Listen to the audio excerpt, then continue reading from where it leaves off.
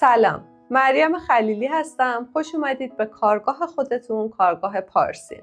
امروز قرار قالب گرفتن از این اکسسوری جذاب رو که یه ماه دکوراتیوه که میتونید به عنوان آویز ازش استفاده کنید رو با همدیگه یاد بگیریم. پس برای این کار با ما همراه باشید. برای این کار احتیاج داریم به گچ قالبگیری، آب، همزن برای هم زدن ملات گچیمون، یک مقداری گل سفالگری، روغن جدا کننده به همراه قلمو که میتونید از فروشگاه‌های صنعتی تهیه‌اش کنید، کاردک، ابر و آب و همچنین سنباده برای پرداخت و همچنین یه ظرف پلاستیکی که قالبمون رو توی این قراره بگیریم. پس بیایم بریم با هم دیگه شروعش کنیم. خب دوستان، اول این ماهمون یه سوراخی به عنوان جای آویزش داره و یه مقداری این کناراش ترک داره. ما با گل سفالگری این سوراخ رو با اون ترک ها رو میگیریم.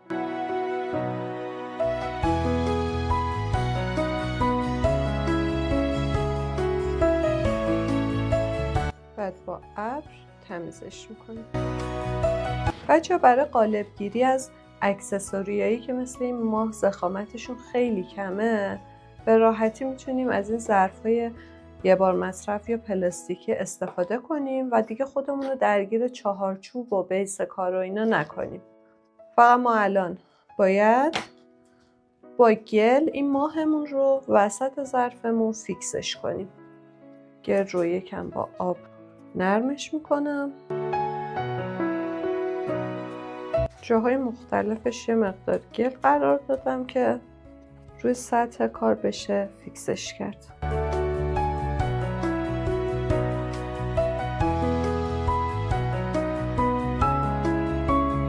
این درزای ریز کنارش هم به کمک گل و یه ابزار میپوشونم.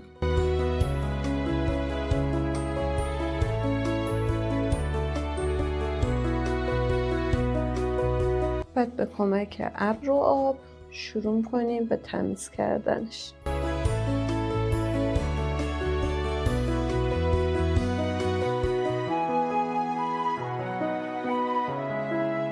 خب همینطور که میبینید ماهمون کاملا فیکس شد. این درزای بغلش هم من به کمک ابزار، نمیدونم چقدر توی دوربین معلومه، با کمک ابزار گل گذاشتم. کاملا الان فیکس شده. حالا ما میایم روغن جدا کننده رو به کمک قلمو روی کارمون اعمال میکنیم.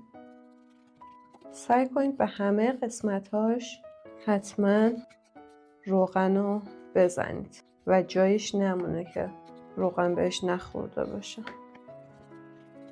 من برای احتیاط به بغل‌های کارم یه مقدار میزنم.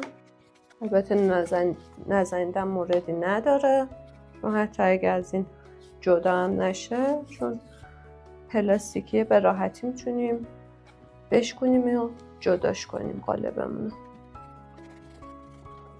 روغن‌های اضافیشو حتما بگیرید چون باعث ایجاد حباب توی کارتون میشه. 1-2 دقیقه بهش زمان میدیم. بعد یه 2 دسته دیگه روی این ماهه من روغن میزنم. بعد میریم سراغ ادامه کار. خب فعلا این رو کنار میذارم و شروع میکنم به درست کردن ملات گچیمون. من قبلا یه ویدیو راجع به نحوه ساخت تخته گچی توی کانال گذاشتم که لینکش رو این بالا براتون میذارم. توی این ویدیو توضیح دادم که چطوری مقدار آب مورد نیازتون رو اندازه بگیرید. خب اندازه آب که مشخص شد، دیگه میزان گچمون مشخصه، تقریبا 3 برابر و نیم میزان آبمون هستش. پس شروع میکنیم به ریختن گچمون توی آب. بچه‌ها ببینید حالت جزیره روی گچمون ایجاد شده. میذاریم بمونه. به ملاتمون 1 دقیقه زمان میدیم تا تمام این دونه های گچمون خیس بشه. بعد از 1 دقیقه حتما شروع کنید به هم زدنش. اینجوری دیگه گوله گوله نمیشه کارتون. خب همونطور که میبینید همه دونه هاش خیس خورده. الان شروع کنیم به هم زدنش. شروع کنیم به ریختن ملات گچیمون. اینو چند بار به میز میکوبیم تا حباباش بیاد بالا و با ضربه زدن اون حبابا رو از بین میبریم. خب حالا به این زمان میدیم تا خودشو کاملا گچ بگیره و بعد میریم سراغ ادامه کار. خب بچه ها الان 1 ساعت تقریبا گذشته. با یه فشار ساده که بهش وارد کنیم میتونیم اینو برگردونیم. حالا شروع کنیم به آرومی این گچ های اضافی رو از اینجا برمیداریم. میدونید دور تا دور کار رو دارم تمیز میکنم تا بتونیم کارمون رو در بیاریم از داخل قالبمون.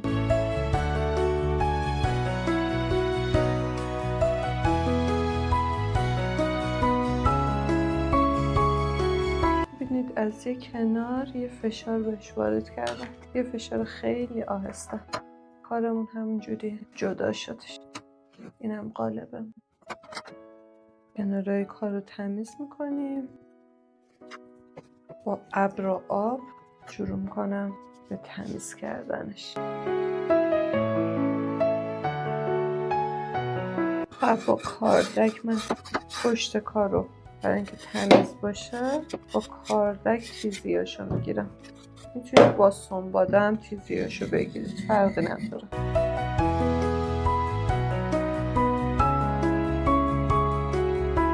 پس با ابر و آب کل قالبمون رو تمیز میکنیم. بعد به این قالبمون به اندازه 24 ساعت زمان میدیم تا کاملا خشک بشه. بعد میتونیم روش ریخته‌گری انجام بدیم و ماه‌های خوشگلمون رو ازش تکثیر کنیم. اگه این ویدیو رو دوست داشتید حتما با لایک و کامنتاتون ازمون حمایت کنید و کانالمون رو حتما به دوستانتون معرفی کنید. پس تا ویدیو بعدی و یه آموزش دیگه، خدا نگهدار.